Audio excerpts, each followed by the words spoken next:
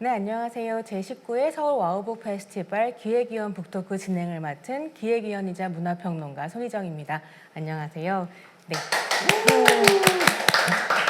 오늘 이제 본격적으로 와우북 페스티벌 시작하기 전에 페스티벌의 프로그램과 관련 책들을 소개하는 시간을 좀 가지려고 하는데요. 세 분의 기획위원 모셨습니다. 한 분씩 인사 부탁드립니다. 와우북 페스티벌 기획위원을 맡았습니다. 이번에 저희들이 이제 돌봄에 관한 이야기를 하게 되는데요. 어떤 돌봄에 관한 주제에 대해서 이야기하게 되는지, 그리고 어떤 책들이 있는지 여러분에게 재밌게 소개를 드리고, 그리고 그걸 보신 여러분들이 많이 와우북 페스티벌에 와주셨으면 좋겠습니다. 네, 안녕하세요. 저는 장르문학과 SF에 대해 주로 글을 쓰고 있는 심완선입니다. 오늘 저도 와우북 페스티벌 기획위원으로 함께하게 되었는데요. 말씀 잘하시는 분들과 같이 하게 되어서 너무 기쁜 마음과 이번 주제가 너무 기대되는 마음입니다. 여러분도 많이 찾아주시면 좋겠습니다. 잘 부탁드립니다. 안녕하세요. 뇌과학자 송민영입니다. 저희가 지난 6월부터 기획회의를 함께 해왔는데요. 그렇게 오랫동안 준비해왔던 와북 페스티벌이 드디어 곧 열린다고 하니까 너무 설렙니다. 여러분들도 많이 함께 해주셔서 풍성한 시간 보내시기 바랍니다. 네, 송민영 박사님 얘기해 주신 것처럼 사실 저희가 좀 오랜 시간 준비를 해왔기 때문에 오늘 나누고 싶은 이야기, 하고 싶은 이야기 굉장히 많을 것 같아요. 앞으로 한 1시간 반 정도 여러분들 모시고 이제 이야기를 함께 할 텐데요. 올해 와우북 페스티벌의 캐치프레이즈가 새로이 돌봄입니다. 새롭다와 돌봄이 어떻게 만날 것인가 너무 궁금한데 요 새로이와 돌봄이 만나는 어떤 지점 같은 것들을 오늘 이제 1시간 반 동안 잘 이야기해 볼 수 있을 것 같아요. 근데 세 분께 좀 여쭤보고 싶습니다. 이게 돌봄이라는 화두를 처음 와우북 페스티벌에서 받으셨을 때 어떻게 느끼셨는지 평론가님부터 부탁드리겠습니다. 네, 돌봄이라는 얘기를 처음에 들었을 때 굉장히 반갑다는 생각을 했는데요. 왜냐면 이게 지금 굉장히 무겁고 현실적인 그런 주제라고 생각을 하지만 또 한편으로는 굉장히 필요한 얘기이기도 하잖아요.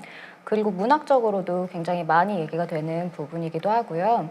그래서 와우북 페스티벌을 통해서 좀 새롭게 여러모로 얘기를 해보면 좋겠다. 이게 현실적으로 우리가 만나는 돌봄들, 그리고 앞으로 가능할 것 같은 돌봄의 모습들, 그리고 이제 돌봄을 두고 충돌하는 어떤 이야기들, 그런 걸 같이 나눌 수 있는 자리가 될 것 같습니다. 저도 이 돌봄이라는 주제를 들었을 때 이제 막 떠올랐던 건 뭐냐면요. 사실 제 전공이 정치철학이니까 저희 정치철학 쪽에서는 이제 뭐라고 이야기하냐면 정의의 시대가 끝나고 돌봄의 시대가 시작되었다라고 이야기를 하고 있습니다. 그런데도 불구하고 사실 우리가 생각해 보면 돌봄만큼 우리가 마구 대하는 주제가 있을까? 그리고 돌봄만큼 마구 대하는 행위가 있을까? 그러니까 돌봄만큼 지금 가치 있는 일이 없는데도 불구하고 돌봄만큼 우리가 함부로 대하는 일이 없는 것 같아요. 그래서 이번에 새로이 돌봄이라는 우리가 제목을 이렇게 가져온 이유도 그 돌봄을 다시 한번 돌아보고 그리고 그 돌봄에 어떠한 가치를 다시 우리가 함께 부여해야 될까? 거기서부터 출발하는 게 좋겠다라는 걸 지금 가지고 있었으니까요. 이것들이 조금 새로운 의미를 부여하고 우리 모두가 다시 한번 생각해 볼 수 있는 계기가 되었으면 좋겠습니다. 네, 사실 문학 전공하신 선생님과 정치철학 전공하신 선생님한테는 돌봄이 확 와닿을 수 있겠다라는 생각이 들면서 뇌과학자한테는 도대체 돌봄은 어떤 의미를 가질까 좀 궁금하긴 하더라고요. 뇌과학자라기보다는 저는 시민으로서 이 돌봄이라는 주제를 대했고요. 솔직히 말씀드리면 듣자마자 무겁다, 힘들다 그런 생각이 제일 먼저 들었습니다. 그래서 돌봄이 특정 성별에 수중되어 있는 현실 그리고 돌봄 노동이 힘들다라고 하는 돌봄의 실제 이걸 다 수용하면서도 돌봄을 새롭게 바라보고 새로운 돌봄을 모색하고 싶었어요. 그렇기 때문에 이제까지는 주목받지 못했던 돌봄의 측면 그리고 새롭게 떠오르는 돌봄의 방식 이런 것들을 살펴보고 싶었습니다. 네, 제가 최근에 다시 또 돌봄에 대해서 우리가 얘기를 해야겠구나라는 이제 고민을 많이 하면서 이런저런 자료를 좀 찾다가 최근에 뭘 봤냐면 2020년에 미국의 개관지인 소셜 텍스트에서 레디칼 케어, 그러니까 급진적 돌봄이라고 하는 특집호를 이제 다루면서 그 첫 기획의 변이 뭐였냐면 돌봄이 다시 시대 정신에 재진입했다라는 문장을 시작하거든요. 특히나 코로나 이후에 이 돌봄 공백이라고 하는 게 너무 큰 정치적 문제가 되면서 이제 사람들이 관심을 더 많이 가지게 된 이런 부분들이 있는데요. 와우 뷔페가 굉장히 시적절하게 중요하고 급진적인 화두를 책을 경유해서 이제 공유를 하려고 하는구나 이런 생각을 좀 했었고요. 특히나 이제 기획위원회 면면을 보면서 되게 다양한 이야기를 다층적으로 우리가 나눌 수 있겠다 이런 생각도 좀 할 수 있었습니다. 그래서 오늘 이제 북토크에서 그 다양한 면모들을 함께 나누면서 와우 뷔페 소개, 초대장을 날리는 이런 시간을 좀 가져볼 텐데요. 와우 뷔페 페스티벌이 나흘 동안 굉장히 여러 가지 프로그램을 지금 준비를 했어요. 그래서 첫 번째 코너는 기획위원이 추천하는 오늘의 프로그램입니다. 그래서 김만권 선생님부터 어떤 프로그램을 추천하는지 말씀 좀 들어보고 싶습니다. 예, 제가 여러분에게 소개해드리고 싶은 프로그램은 제가 진행하는 주제 토크인 새로이 돌봄이라는 프로그램입니다. 사실 이걸 여러분께 추천해드리는 이제 이유가 있는데요. 정말 참여해주시는 분들이 정말 대단하신 분들입니다. 우선요, 이 생애문화연구소 오키살롱을 운영하시고 그리고 인권연구소 그 창활동가이신 김영옥 선생님께서 오시는데요. 선생님께서는 오랫동안 이제 돌봄을 가족과 사회를 결합하는 기본권으로 생각하고 계시고 그리고 인권 그 자체로 연구하고 실천해 오신 분입니다. 그리고 이제 또 참가하시는 한 분의 작가님은 홍은전 작가님이신데요. 홍은전 작가님 같은 경우에는 노들 장애인 야학에서 활동가로 아주 오랫동안 일을 하셨고요. 그리고 지금은 이제 차별받는 사람들의 이야기를 기록하시는 분이 됐습니다. 그리고 제가 그 홍은전 작가님의 소개 중에 너무 사랑스럽고 아름다운 부분이 있었는데 개인적으로는 그 차별받는 사람들이 저항하는 사람들이 되어서 그 이야기를 쓰는 것을 너무 좋아한다라고 이제 말씀을 하고 계세요. 그리고 이제 또 한 분은 박예디 그 우리 트랜스젠더 활동가이신데요. 책 제목이 너무 좋습니다. 이게 잘하면 유쾌한 할머니가 되겠어 라는 책을 쓰셨는데요. 근데 지금 현재 청소년 성소수자 위기지원센터인 띵똥하고 그리고 트랜스젠더 그 인권단체인 조각보의 활동가로 계십니다. 근데 이렇게 어떻게 보면 서로 다른 활동을 해오고 계신데요. 홍은정 작가님은 장애인이 어떻게 이게 책 제목이 그냥 사람이거든요. 그냥 사람이 될 수 있는지 그리고 이제 그런 권리를 찾기 위한 제도권과 지난한 싸움을 기록하고 있고요. 그리고 이제 우리 박예디 작가님 같은 경우에는 이제 이건 솔직히 말씀드리면 성소수자 같은 경우에는 국가 통계에 없는 사람들입니다. 그냥 국가 통계에 없다라는 말은 어떤 뜻이냐면 제도권에 관심조차 되지 못한다라는 뜻이죠. 그래서 이 제도권에 관심조차 되지 못하시는 분의 이야기를 이제 담고 있고요. 그리고 또 우리 김영욱 작가님 같은 경우에는 나이 들었다는 이유로 세상에서 소외되는 사람들, 특히 나이 들었다는 이유로 세상에서 소외되는 여성들에 대해서 많은 관심을 보이고 계시는데요. 이 세 분의 이야기를 돌봄이라는 키워드 아래 같이 들어볼 수 있는 시간. 그러니까 장애인이든 성소수자이든 노인이든 더 특별한 돌봄이 필요하다는 이유로 이게 계속 소외되고 있는데 정작 그 돌봄은 제공되지 않고 있는 상황. 예, 그래서 이 세 분의 그냥 책 제목으로 이날의 이야기를 제가 좀 요약할 수 있다라는 생각이 드는데요.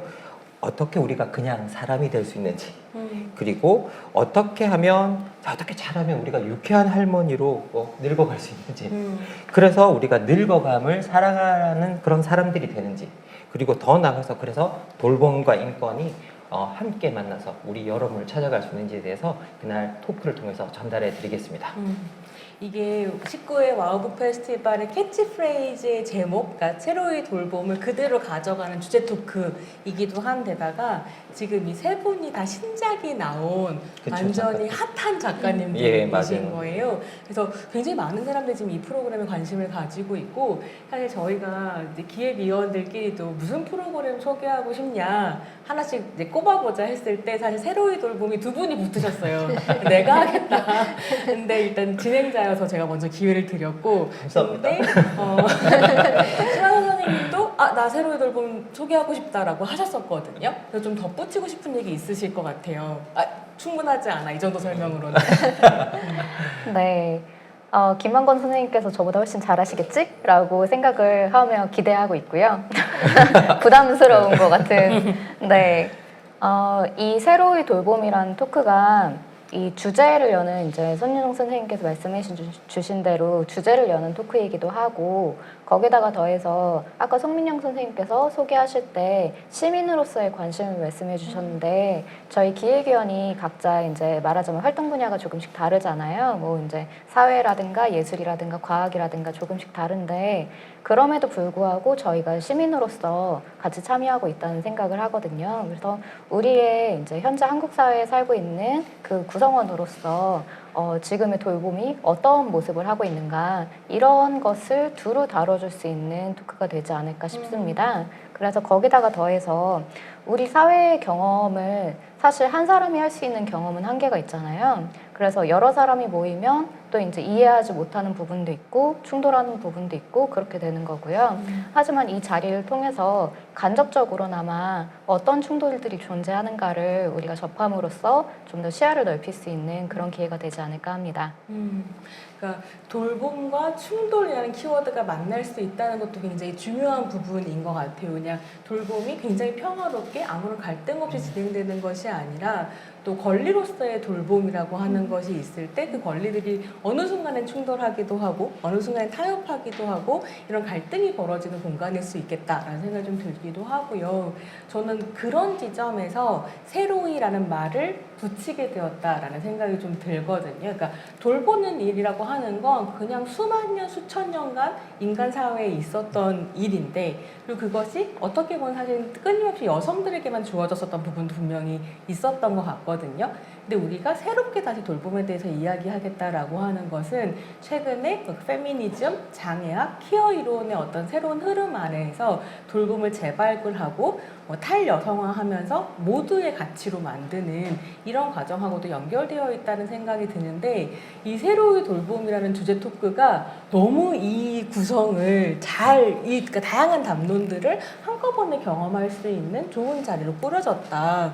이런 생각이 좀 들어서 진행자께서 어깨가 무겁다.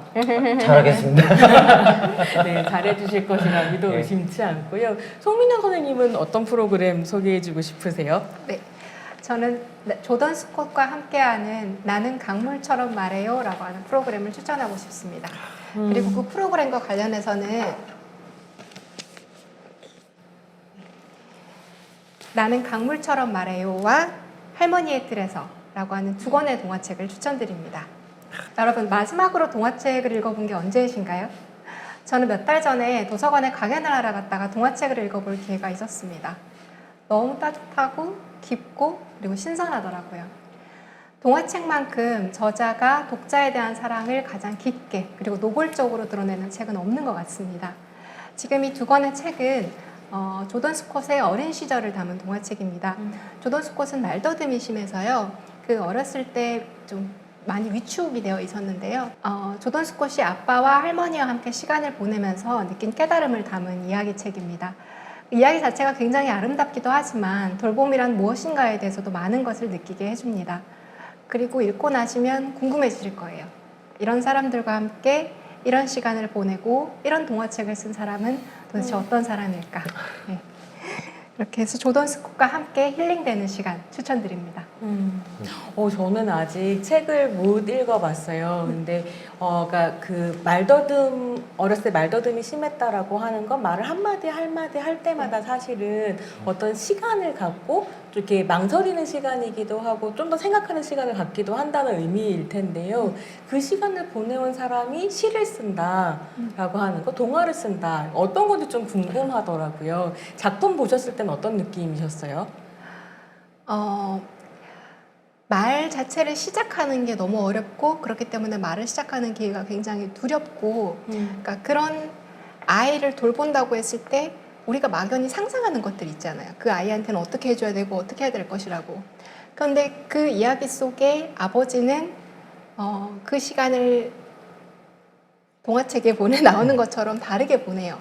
그 돌봄의 방식이 저는 너무 따뜻했고 그걸 통해서 저자가 힘을 얻어가는 과정도 너무 감동적이었어요. 네. 강물처럼 말한다는 게 뭔지 너무 그래, 저도. 궁금한데요. 책 만나보시고 도돈 스콧과의 시간도 함께 해주시면 좋을 것 같아요. 도돈 스콧 작가 같은 경우에는 이 나는 강물처럼 말해요 프로그램뿐만이 아니라 말더듬의 시학이라고 하는 프로그램도 출연을 하시거든요. 이재니 시인과 함께 하시는데요. 그 프로그램도 체크해 보시고 함께 즐겨보시면 좋을 것 같습니다. 사실 이게 저가 뭐 약간 말을 더 하자면 저희들 그 정치 쪽에서 이론도 저희들 소통 이론이라는 게 있거든요. 그래서 그 어떻게 보면 사람들 간의 소통을 강조하는 이론인데요. 여기에 가장 중요한 두 명의 이론가가 20세기를 대표하는 철학자들이 있어요. 한 분이 유르겐 하버마스라고 하는 아주 유명한 독일의 철학자고요. 한 사람은 또 미국의 존 롤스라고 하는, 여러분들 한번 교과서 보시면 다 나오는 이제 그런 철학자인데요. 이 두 분이 다, 한 분은 국외 순여름 때문에 말을 더듬으셨고, 그리고 한 분은 어릴 때 실어증의 경험 때문에 말을 더듬으셨어요. 그리고 평생 말을 더듬은 이 두 분이 나중에 뭐가 되느냐? 소통 이론의 대가들이 되세요. 그러니까 모든 사람이 이제 소통하고자 하는 어떤 열망이 있잖아요.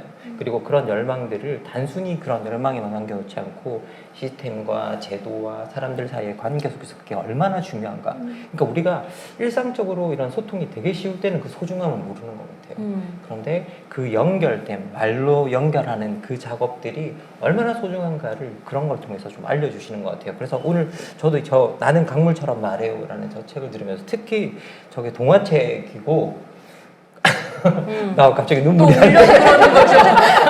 아우, 좋습니다. 눈물이 터지려고 네. 그래. 예, 너무 저도 관심이 가는 작품입니다. 네. 예. 저희가 요즘에 같이 방송을 하고 있는데요. MBTI의 T를 맡은 문화평론가, F를 맡은 정치 철학자 되게 자주 오셔가지고요. 네, 놀라실 필요 없습니다. 네.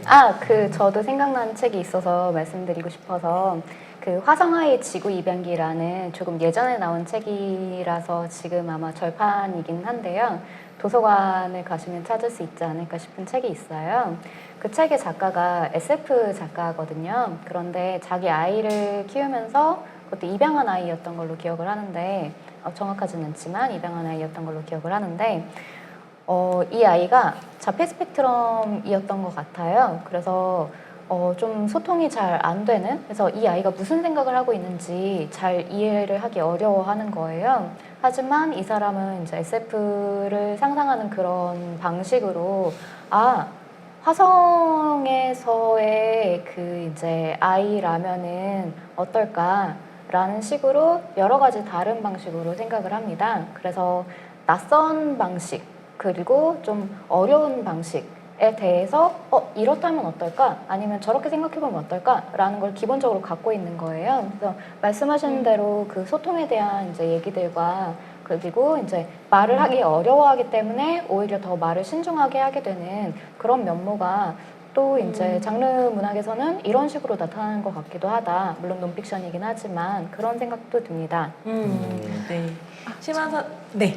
하나만 이 책만 너무 강조가 되고 지금 할머니의 뜰에서가 이해가 안 돼서 서운하시다. 너무 마음이 아파가지고. 예, 그러면 안 되죠. 근데 소통 이야기가 나오고 있는데요. 할머니의 뜰에서는 말 없는 소통이 얼마나 아름다울 수 있는지를 보여줄 수 있는 동화책입니다. 꼭 읽어보시기 추천드려요.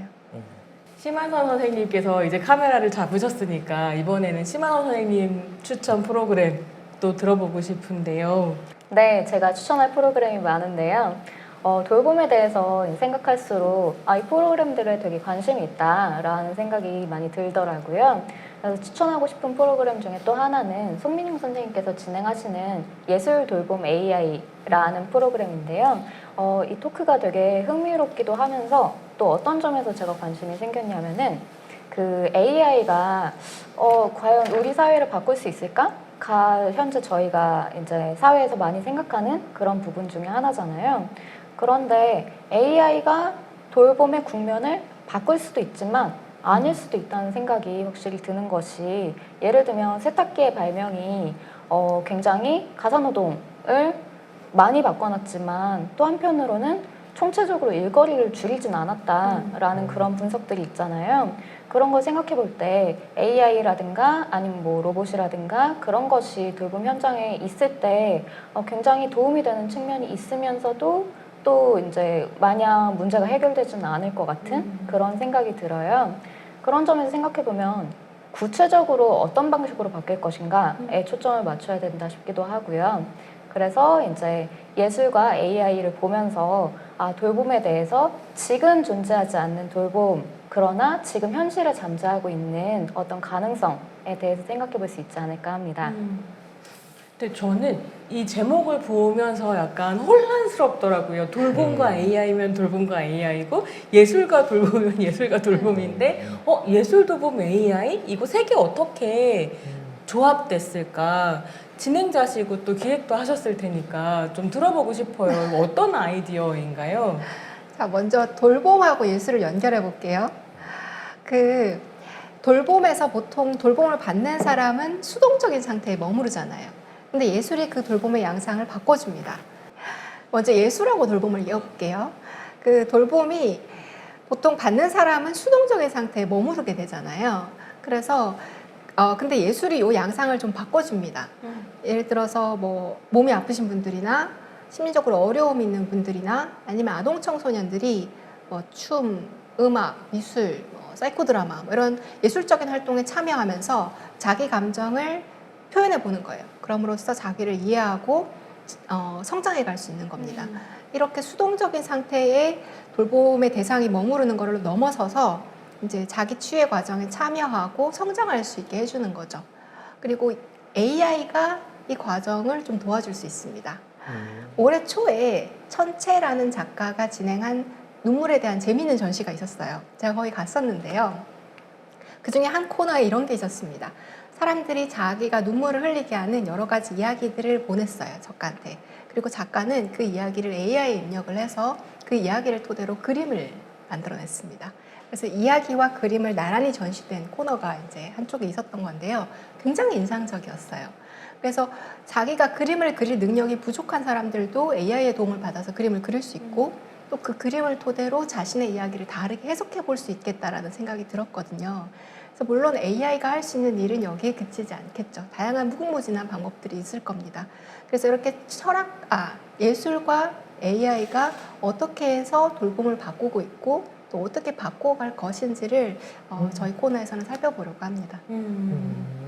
AI와 돌봄의 만남은 사실 상상이 쉬운데 왜냐면 이 세계에 AI 로봇이 상품으로 등장했을 때 가장 먼저 나온 형태 중에 하나가 돌봄 맞아요. 로봇들이었거든요. 맞아요. 강아지도 있었고 물개도 있었고 근데 거기에 예술이 끼어드니까 약간 또 양상이 달라진다라는 생각이 들기도 하는데요. 심 선생님 뭔가 덧붙이실 얘기 있으실까요? 그 점이 너무 좋은 것 같아요. 그 사람들이 흔히 이제 현실에서 필요한 것이 아니다라고 생각하는 부분들 있잖아요. 예를 들면 말씀하신 대로 공연을 한다든가 이런 것이 먹고 사는데 필요한 건 아니잖아라고 생각하기 쉬운데 그게 오히려 이제 살아가는 데 있어서는 굉장히 필수적일 수 있다는 그런 생각을 이제 저는 이제 문학을 막 보면서 많이 하는데 예술과 돌봄과 AI가 만나는 지점을 다루면서 바로 그 점을 좀 짚어줄 수 있을 것 같아요. 그런 점에서 우리가 특히 이제 그 몸과 춤이 만난다든가 그런 이제 말하자면 흔한 몸을 갖고 있을 때는 잘 느끼지 못하지만 이런 식으로 몸이 표현될 수도 있고 이런 식으로 활동할 수 있구나라는 걸 느끼게 해주는 그런 부분들이 있잖아요. 그런 것들을 한번 체감해보는 그런 자리가 될 수 있지 않을까 싶어서 굉장히 기대가 됩니다. 사실 이렇게 생각해 보면 이렇게 AI와 돌봄과 예술이 만난다고 했을 때 그 예술의 역할이 이제 송민영 선생님이 설명해 주실 때 저는 어떤 걸 느꼈냐면 이게 결국은 자기 돌봄의 수단이 되는구나라는 생각이 좀 들었어요. 그러니까 결국은 계속 돌봄을 받는 사람은 수동적으로 내가 돌봄의 대상이라는 데 되게 짓눌리게 되는 그런 것들이 있거든요. 그런데 이것도 되게 슬픈 게 뭐냐면 사실 모든 사람은 돌봄이 필요한데 특별히 이 세계가 나누어져서 돌봄을 주는 사람과 돌봄을 받는 사람이 있는 것처럼 나누어져서 생각하는 경향들이 있어요. 그런데 그런 것들을 극복하고 나 스스로를 표현하면서 내가 돌봄을 받는 사람으로서 그치는 게 아니라 나 스스로를 나 표현하고 돌볼 수 있는 사람으로 변화하는데 이 AI와 예술이 같이 이제 쓰일 수 있다는 점에서 아주 절묘한 조합이 아닌가라는 생각이 듭니다. 사실 한국 사회 같은 경우에는 그 AI라고 하는 것이 이세돌과 알파고 대국으로 되게 4차 산업혁명 공포와 함께 떨어져서 AI 테크놀로지가 사람의 일자리를 뺏을 것이다, 매트릭스 같은 세계가 열릴 것이다, 이런 공포와 함께 열렸었던 것 같아요. 다가왔었던 것 같아요. 최근에는 이제 챗 GPT 같은 애들이 등장하면서 실제로 일자리를 뺏기도 하고요. 근데 또 한편으로 생각해 보면 그렇게 적대적인 관계에 놓여 있다기보다는 돌봄을 조금 더 도와주는 어떤 기술로서 이 세계에 오지 않았을까라는 생각도 들기도 하거든요. 그래서 그 김영옥 선생님이랑 같이 돌봄에 대한 책을 쓰신 유은숙 선생님이 그런 얘기 하시더라고요. 그러니까 실제로 요양원이나 이런 데 가면 AI 로봇가 돌봄을 아주 드라마틱하게 도와줄 수 있다. 그러니까 왜냐하면 이게 이제 거기 계시는 분들을 씻기거나 이렇게 할 때 그 신체의 무게가 굉장히 크기 때문에 요양보호사 선생님들이 너무 몸이 힘들다는 거예요. 근데 그거를 이제 로봇이 도와주면 훨씬 더 쉽게, 그러니까 그러니까 사람을 로봇에게 의지하게 해서 물에 넣고, 근데 요양보호사 들어가서 씻기고 다시 꺼내는 것만 로봇이 도와줘도 이게 너무 이제 편해진다는 거죠. 근데 문제는 그 로봇이 인건비보다 더 비싼 상황이다. 근데 또 그런 이야기를 들으면 사실 돌봄의 가치가 얼마나 자본주의 사회 안에서 김만호 선생님 아까 말씀하셨던 것처럼 평가절하되어 있는가. 돌보는 노동이 너무 무가치하게 여겨진다. 이런 고민도 하게 되는 부분이 있는 것 같습니다. 근데 또 이제 AI와 돌봄 이렇게 얘기를 하니까 거기에 예술까지 딱 넣었을 때 사실은 저는 바로 떠오르는 건 역시 SF적 상상력인 것 같아요. SF는 정말 오랫동안 재생산과 돌봄 노동이라고 하는 걸 그 미래적인 상상력 안에 다뤄온 것 같거든요. 그러니까 아주 대표적인 작품으로 제가 이제 SF 문외한이다 보니까 마가렛 애트우드의 시녀의 이야기 같은 작품을 아주 고전을 이제 떠올리게 되는데 아마 최근 경향 안에서도 SF가 진짜 돌봄의 문제를 많이 다루고 있을 것 같다 이런 생각 들거든요. 그래서 추천하겠다고 준비하시진 않았지만 진행하시는 프로그램이 있습니다. 그 얘기 좀 듣고 싶어요. 네, 저는 SF가 그리는 돌봄의 세계를 맡게 되었고요. 사실 말씀하시는 거 들으면서 아, 저거 너무 SF에서 많이 하던 얘긴데 라는 생각을 하고 있었어요. 왜냐면은 AI나 아니면 로봇이 인간의 자리를 빼앗을 것이다. 이런 거는 이제 뭐 주로 영미권 SF 얘기지만 SF 역사에서 보면은 한 70년 전에 이미 쫙 나온 얘기이기도 하거든요. 70년 전, 80년 전. 그래서 이제 그 뒤로 오히려 그 다음에는 어떤 얘기가 가능할 것인가가 계속해서 나왔고요. 그래서 현재 한국 SF는 그냥 로봇이 기계들의 반란 뭐 이런 것은 다 이제 이제 대체로 다 지나갔고 그게 아니라 일상생활에서 로봇과 같이 생활한다면 혹은 AI가 우리의 생활에 깊이 들어와 있다면 어떤 일이 일어날 것인가 그리고 우리는 어떤 마음을 품게 될 것인가 뭐 그런 것들을 많이 얘기를 하고 있거든요. 그래서 제가 할 프로그램에서도 SF가 그리는 돌봄의 세계에서 SF 작품으로 비추어보는 미래에 가능할 것도 같은 그러나 어쩌면 현실에 이미 들어와 있을지도 모르는 그런 돌봄의 모습들을 다루게 되어 있거든요. 그리고 이제 박문영 작가님이랑 정보라 작가님이 같이 하는데 두 분 다 되게 뭐랄까 좀 서늘하고 낯설고 그런 이야기를 잘 쓰세요. 그래서 약간 SF를 쓰시면서도 호러 쪽으로도 그 호러 장르를 쓴다기보다는 호러한 쪽으로, 그러니까 말하자면 금기와 우리가 이제 우리 사회에 보이지 않는 규칙들 그런 것들을 둘러싸고 일어나는 어떤 불협화음 같은 것에 관심이 있으시다고 보이거든요. 그래서 두 분을 모시고 이야기할 때 어디까지 갈 수 있을까?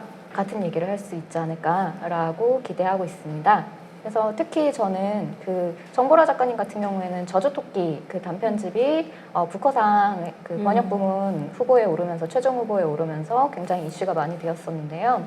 저는 사실 그 책에서 좋아하는 게 즐거운 나의 집이라는 단편이 있어요. 굉장히 한국적인 면모들이 있는데 예를 들면 뭐 남편이 계약을 잘못해서 약간 좀 집이 살짝 망했던가? 그런 이제 배경들이 들어가 있는데, 그런 이제 구체적인 배경들이 들어가 있는데, 또 한편으로는 세계적으로 그리고 역사적으로 굉장히 전통을 갖고 있는 돌봄을 맡은 여성 양육자가 괴물과 함께하게 되는 그런 얘기라고 볼 수 있거든요. 그래서 집안에 있던 존재가, 그러니까 집안에 있던 그런 이제 사람들이 오히려 이제 관계가 뒤집히는, 그래서 무언가 힘을 갖게 되는, 무언가 불온하고 뭐랄까 현재를 뛰어넘는 가능성을 갖게 되는 그런 면모들이 나오거든요. 그런 점에서 좀 재밌지 않을까. 그리고 이런 얘기를 통해서, 그리고 이제 두 분의 작품들만이 아니라 물론 이제 SF에 나왔던 여러 가지 모습들을 살펴보면서 뭐 기계 돌봄, 자기 돌봄, 뭐 미래에서의 돌봄 이런 것들을 다 얘기할 수 있을 거라고 생각하고 있습니다. 좀 어떤 이야기들이 나올지 또 두 분의 작가님도 워낙에 말씀을 잘하시고 하시니까 궁금해지는 부분들이 있는데요. 그러니까 그런 얘기 재미있는 것 같아요. 그러니까 이때까지 집안에만 있었던 사람들이 괴물과 만나게 된다. 그래서 다른 파워를 누릴 수 있게 된다. 그런 상황들도 어떻게 이제 돌봄 화두로 펼쳐질까 이런 걸 좀 생각하게 되는데, 실제로 그 페미니즘 안에서는 되게 오랫동안 정말로 돌봄이 화두였었던 것 같아요. 왜냐하면 이게 이제 가부장제 사회에서 돌봄이라고 하는 것을 여성이 자궁을 가지고 있고 아이를 낳고 기를 수 있는 능력을 가지고 있다는 이유만으로 여성에게 전가하는 방식이 엄청나게 그걸 막 숭배하는 방식으로 전가하잖아요. 여전히 저 그런 얘기 듣거든요. 우리 엄마는 나 낳고 바로 밭에 나가서 일했다. 하지만 그렇게 고생하시면서도 나를 길러냈다. 돌보는 건 정말 숭고한 일이다. 근데 가부장제의 굉장히 놀라운 점은 뭐냐면, 그렇게 여성만이 할 수 있는 일로 돌봄을 숭고하게 만들어 전가하고 난 다음에는 이게 여자의 일이기 때문에 폄하하기 시작하거든요. 그래서 사실 제가 정말로 싫어했던 정치인의 발언 중에 하나가, 한 남성 국회의원이 동료 여성 국회의원한테 집에 가서 애나봐 하는 장면이 TV를 탄 적이 있어요. 근데 진짜 애 보는 일이 얼마나 힘든 일인데 애나봐라고 말하는가. 그래서 이 애나봐라는 말 안에 들어있는 돌봄을 평가절하하는 게 이제 어떻게 보면 지금의 결국은 돌봄 공백으로 이어진 것 아닌가? 이런 고민도 좀 들거든요. 사실 제가 최근에 애나 보고 있는데요. 그 애 보는 일이 너무너무 힘듭니다. 생각해보면 아이들 시간 맞춰서 뭐 일정 하나 계속 이어주는 것들도 계속 기다려야 되고요. 그리고 아이들이 이제 뭐 초등학생 1학년 같은 경우에는 돌봄 교실 같은 데서 혼자 내보내 주지도 않아요. 그러면 부모님이나 뭐 할머니나 할아버지나 꼭 방문해서 걔를 이제 데리고 나와야 되고, 그리고 이 모든 일정 속에서 어떻게 보면 그 아이들의 일상생활 속에 또 부모의 일정들이 맞춰지어서 가거든요. 그런데 동네에서 그 모든 아이들이 또 지내는 방식이 또 나름대로의 이제 어떤 아이들 공동체가 생기는데, 그 학부모들의 중심이 언제나 어머니세요. 아버지는 볼 수가 없어요. 거기서 아버지가 어떤 역할을 하는지는 실제로 볼 수가 없고, 그러면 거기서 아빠가 조금 끼어들고 싶다가도 아이고 내가 끼어들어도 되나?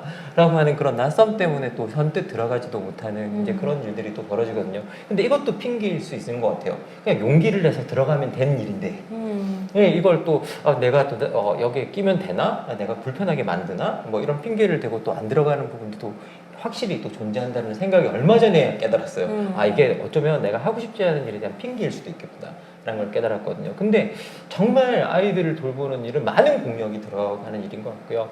그리고 우리가 흔히 옛날에 그 말 했잖아요. 동네가 아이들을 키운다 라고 했는데, 그 동네가 아이들을 키운다라는 말 자체는 뭐냐면 부모가 아이들을 혼자서 기를 수는 없다라는 뜻과 똑같았다는 것 같아요. 그래서 그런데 이제는 이제 어떻게 보면 그 동네라는 개념, 공동체라는 개념이 많이 사라졌기 때문에 각자의 부모와 가족들이 각자의 아이를 길러야 되는 시대가 왔거든요. 그러면 엄청난 노력이 훨씬 더 많이 들어가게 되는 상황들이 만들어지는 거죠. 그런데 그런 것들을 경험해 보시지 못했기 때문에 분들이 함부로 폄하해서 말을 하시는 것 같고요. 경험해 보셨는데 그걸 폄하해서 말한다고 한다면 그건 정말 문제가 있는 것 같다라는 생각이 듭니다. 예. 그런 점에서 저는 이제 계속 SF 생각을 하는데, SF에서 예를 들면 공동 양육을 그리는 그런 소설들도 많이 있거든요. 그러니까 말씀하신 신녀 이야기 같은 경우에는 이제 굉장히 출산과 양육과 그런 것을 둘러싼 엄청난 디스토피아 얘기잖아요. 나라 혹은 이제 정부 혹은 남자들이 이제 여성의 몸을 통제를 하고 있고, 그래서 너는 애 낳을 사람, 너는 강제로 애를 낳아야 해, 이런 것을 지정해주고, 그런 점이 있다면 또 한편으로는 그 유토피아적인 상상력을 발휘하는 그런 소설들도 많이 있고요. 근데 공동 양육이 굉장히 많이 나타나거든요. 아니면 더 나아가서 출산 자체도 여성의 몫이 아니라 그냥 낳고 싶은 사람이 낳을 수 있게 하는 것으로 그런 이제 소설들도 있고요. 그래서 예를 들면 그 시간의 경계에 선 여자라는 책이 있는데, 이제 미국 페미니즘 고전 SF라고 할 수 있는데, 당시에 좀 최전선에 서 있던 그런 작품이라서 한편으로는 그런 식으로 여성의 고유한 기능을 빼앗긴다면, 그러니까 여기서는 빼앗긴다고 생각해요, 한 명은. 그래서 그거를 빼앗긴다면 우리가 투쟁할 수 있는 어떤 요소도 빼앗기는 것이 아닌가? 라고 생각을 하고, 또 한편에서는 이것이 이제 자유로운 것이다 라는 얘기도 하고, 그런데 이런 식으로 대립을 하면서도 우리가 어떤 자세를 취해 나가느냐, 그러니까 이 대립 자체가 중요한 게 아니라 여기서 우리가 어떻게 힘을 합쳐서 나아가느냐가 결국은 앞으로의 세상을 바꾼다, 약간 이런 메시지를 담고 있거든요. 그런 점에서 굉장히 이제 문학에서, 특히 이제 비현실을 그리는 문학에서 여러 가지를 상상해 볼 수 있다라는 점에서 저는 굉장히 좋아하는데요. 계속 생각이 납니다. 이게 그러니까 페미니즘 안에서 이 돌봄과 재생산, 뭐 출산 이런 걸 계속해서 이제 뭐랄까 사고 실험 같은 걸 해온 역사 같은 게 있는데, 지금 말씀하신 고상상력, 그러니까 여성이 아이를 낳을 수 있기 때문에 사실은 가부장제 안에서 계속 이렇게 소외되어 왔다라는 고민을 가진 페미니스트들이 1970년대에 등장하면서, 대표적으로 슐라미스 파이어스톤 같은 사람이 성애번지법이라는 책에서 재생산 테크놀로지를 발전시켜가지고 출산을 외주화하고 공동 육아해야 된다, 사회가 완전히 사회주의적인 상상력 이제 발휘하는 건데, 다른 한쪽에서는 재생산 능력이야말로, 그러니까 페미니스트들 안에서도 재생산 능력이야말로 여성을 위대하게 만드는 것이다. 그러니까 외주화시키거나 과학화하는 것은 남성 중심적인 테크놀로지에 뺏기는 거다. 이런 이제 갈등이 되게 오래 있었던 것 같아요. 근데 이런 갈등이 1990년대가 되면 어떤 안토니아스 라인이라는 페미니즘 고전 영화에서 약간 화해가 되는데요. 안토니아라는 여성이 있고, 그 여성의 딸 이렇게 4대가 한 집에 사는 이야기인데, 안토니아는 굉장히 대지의 여신의 풍모를 가지고 낳고 기르고 돌보고 세상의 모든 약한 것들을 자기 우산 안에 이렇게 걷어들이는 어떤 여성의 모습이라면, 그 안토니아의 딸은 레즈비언인데 아이만 낳고 싶은 거예요. 그 이제 길에 가다가 남자 하나를 데려다가 아이만 낳고 레즈비언 파트너와 잘 사는. 그 밑에 딸은 모성에 아무 관심이 없는 이성애자. 그래서 애를 그냥 낳아놓기만 하면 온 동네가 이 아이를 키우는. 그러니까 사실은 이 모성이라는 것으로 표현되었던 돌봄이 얼마나 여성마다 다르게 실천되는가. 그리고 이 마지막 딸 같은 경우는 남성과 여성이 함께 키우거든. 그러니까 돌보는 남성도 가능하다. 그러니까 남성의 모성성도 얘기할 수 있다. 이런 이야기들이 또 나오게 되죠. 근데 한편으로는 사회가 계속 너무 돌봄을 무시하다 보니 이런 식의 90년대 이야기도 지금 한국 사회에서 하기 어려운 거 아닌가? 그래서 저출산도 돌봄이 너무 무가치하게 여겨지니까 벌어진 현상이다. 라고 사람들이 막 얘기하니까, 그럼 외국에서 저렴한 노동력 사오면 된다라는 방식으로 해결하려고 하는 이런 정치에도 우리가 좀 말을 걸 수 있어야 되지 않겠나 라는 생각이 좀 들기도 하네요. 그래서 저는 이것과 연결해서 추천드리고 싶은 프로그램이 제가 진행하는 프로그램인데요. 네, 재난의 시대 공존의 언어라고 하는 프로그램입니다. 일본의 다와다 요코 작가님 모시고 이야기를 좀 나눌 텐데요. 이 토크에서 중점적으로 다루려고 하는 책은 여기 있는 눈 속의 에뛰드라고 하는 책하고 헌등사라는 책이에요. 특히나 이제 헌등사 같은 작품은 이게 핵발전소가 폭발한 이후, 아마도 후쿠시마 이후에 이제 그 문제의식으로 쓰셨을 텐데, 핵발전소가 폭발하고 정말로 사람들이 너무 몸이 약해져서 오래 살 수 없게 된 아주 먼 미래를 다루고 있어요. 근데 누구만 오래 살 수 있냐면 핵발전소가 폭발하기 전에 젊은 시절을 보냈던 사람들. 그래서 막 100살, 150살 어르신들이 너무 건강하고 10살, 20살 청년들은 좀만 움직여서도 뼈가 부러지고 휠체어를 계속 사용해야 되고 이런 이제 시대가 열린 거죠. 근데 그런 시대에 너무 건강한 증조 할아버지가 너무 약한 증손자를 돌보는 이야기입니다. 그래서 돌보는 남성이라고 하는 어떤 이미지가 요즘 대중문화에 되게 큰 관심사거든요. 그 돌보는 남성의 이미지를 다루고 있다는 점에서 너무 재밌고, 그것과 이 책을 붙여서 얘기를 해보자면 눈 속의 에뛰드는 곰이 주인공이에요. 곰 3대거든요. 할머니, 엄마, 아들, 곰 이렇게 3대 이야기인데 실제로 이제 곰이 자서전도 쓰고 이런 판타지가 섞여 있는 이야기인데요. 엄마 곰들이 전혀 자기 아이를 돌보는데 관심이 없어요. 근데 대신에 어떤 이들이 등장하냐면 그렇게 해서 엄마한테 돌봄을 받지 않았지만 다른 존재들한테 돌봄을 받으면서 자기의 역량을 키워나가는 곰들의 이야기가 또 펼쳐지는 거죠. 그래서 모성이라고 하는 것, 우리 이렇게 너무 이제 관습적이기 때문에 모성이라고 부르고 있지만 돌봄의 가치라고 하는 것이 성별과 섹슈얼리티에 상관없이 실천될 수 있다라는 이야기를 이제 하고 있거든요. 직접 작가님 모시고 왜 이런 상상력을 계속 다루고 계시는지 이런 것들 좀 여쭤보려고 합니다. 그래서 SF적 상상력도 곰이 얘기한다에 있지 않은가. 그래서 선생님 읽어보시면 좋겠다 이런 생각이 맞아요. 드는데요. 사실 너무 많은 것 같아서 참고 있었지만 다와다 요코 작가도 약간 그 이제 경계가 있다고 한다면 경계에 있는 작가로서 저것도 같이 얘기하면 좋을 텐데 하지만 참고 있었거든요. 그래서 그것도 너무 기대가 됩니다. 네. 이렇게 얘기를 나누다 보니까 약간 궁금하긴 해요. 송민아 선생님 그 뇌과학자시잖아요. 제가 요즘에 너무 관심 있는 분야거든요. 뇌에서 신경절달 물질이 나와서 인간을 움직인다는 생각에 엄청 사로잡혀 있는데요. 돌봄과 뇌의 관계 혹시 있을까요? 돌봄과 뇌의 관계, 애착 형성과 관련된 옥시토신이라는 물질의 분비 이런 것들이 떠오르고 있는데요. 사실 뇌에서 일어나는 모든 것들은 우리의 생각이나 우리의 환경하고 관련이 있습니다. 그래서 이걸 뇌로 환원해서 이야기하기보다는 우리가 어떤 환경을 만들어줄 것인가, 우리가 어떤 서사를, 돌봄에 대한 어떤 새로운 서사를 만들어갈 것인가, 그게 어떻게 보면 더 중요한 이야기가 아닐까 해요. 네. 그렇군요. 제가 너무 요만큼 아는 사람이 저도 돌봄에 대해서 이만큼 알고 있습니다. 이만큼 해석하고 싶어하는 그런 마음이 좀 있었습니다.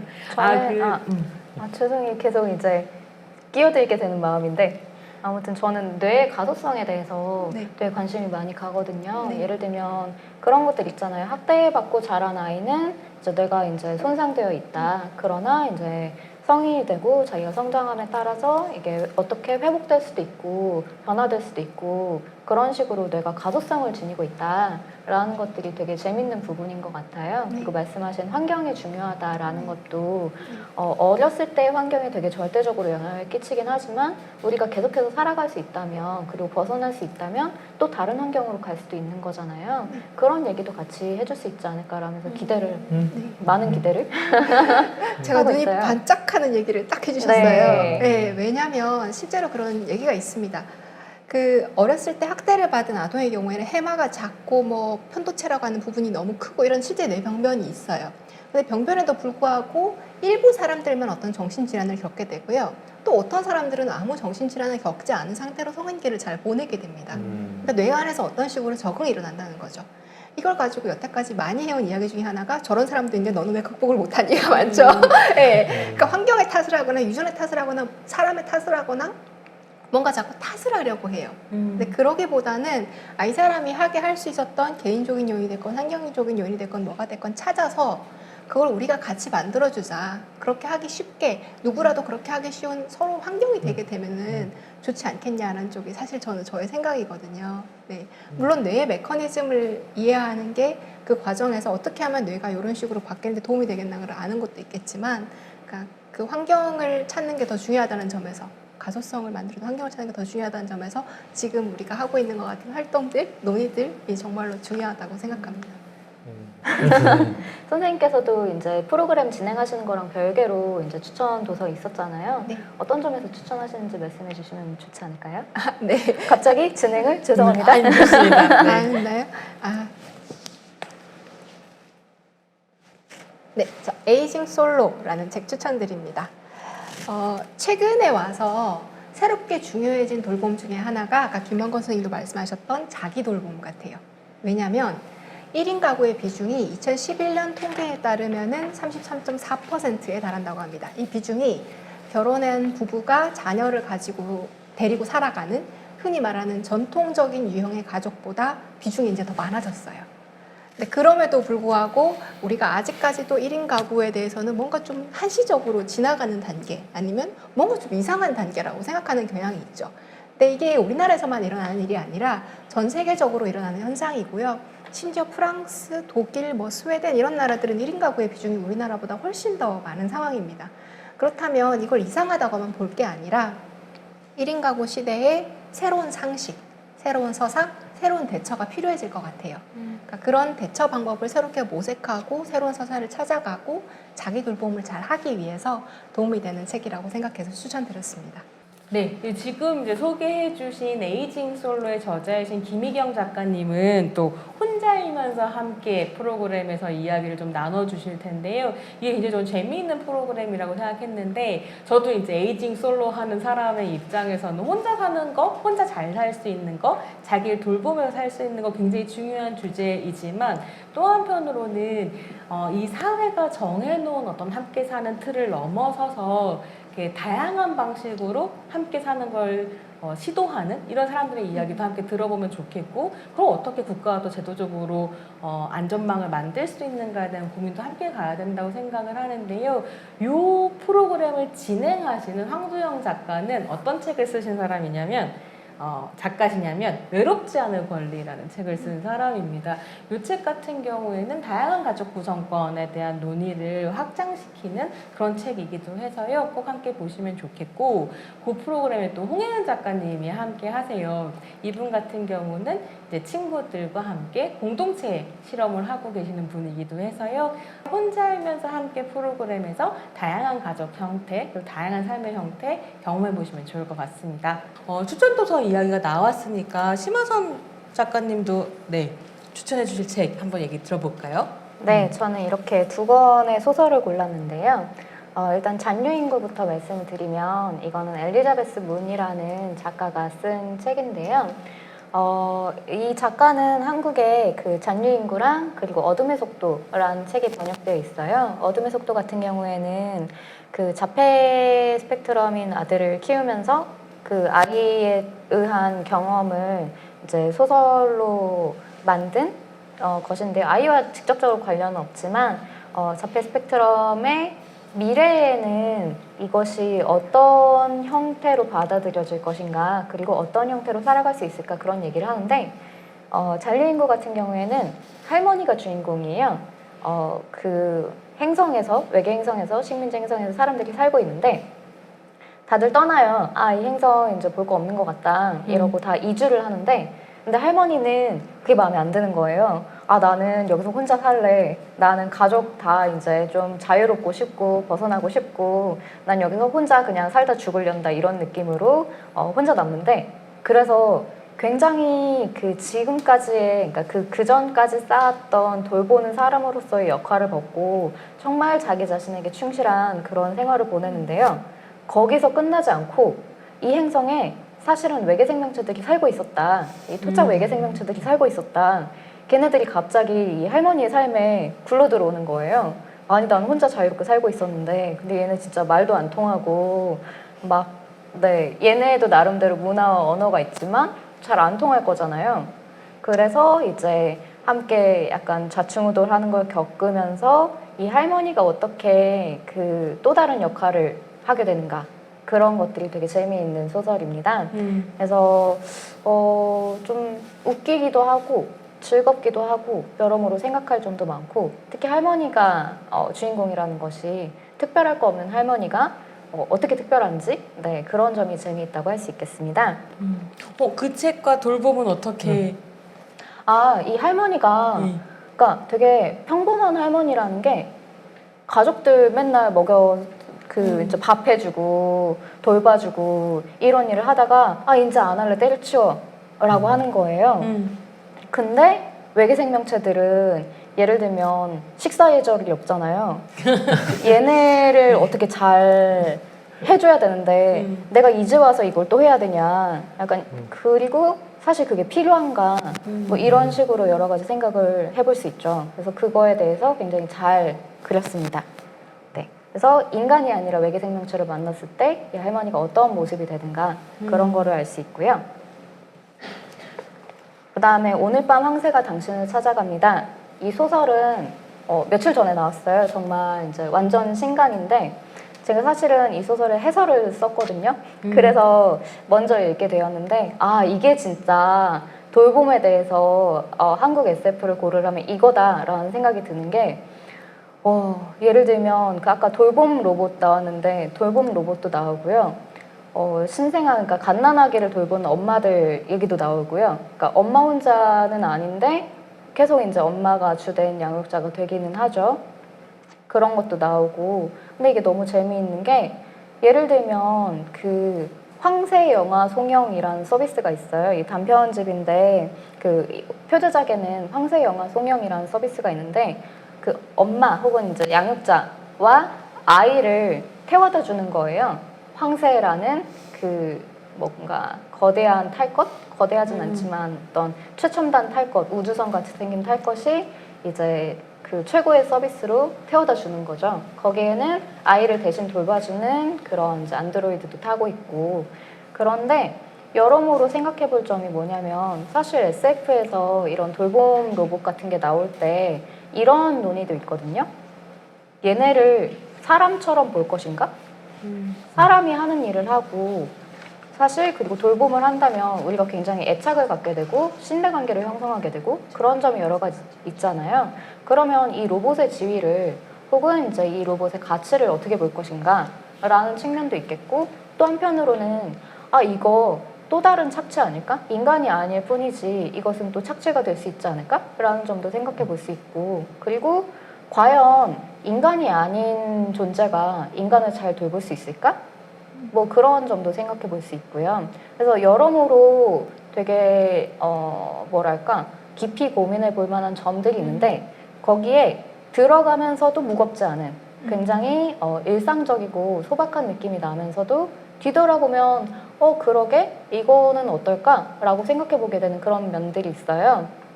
특히 이분이 아이를 낳고 소설을 쓰기 시작하셨다고 하는데 그래서 진짜 그 정신없음 있잖아요.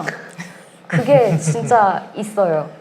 그래서 저는 여기 해설을 쓸 때 이런 문장을 썼는데 그러니까 그 창조적인 어떤 욕망이나 이런 자기 내면을 들여다보아야 하는 것은 육아의 맷돌에 갈려서 산산조각 난다. 그렇게 조각조각 부스러진 자아를 가지고 우리가 살아가야 되는데 양육자가 된다면 근데 이 소설에서도 양육자가 되면 다시 태어난다.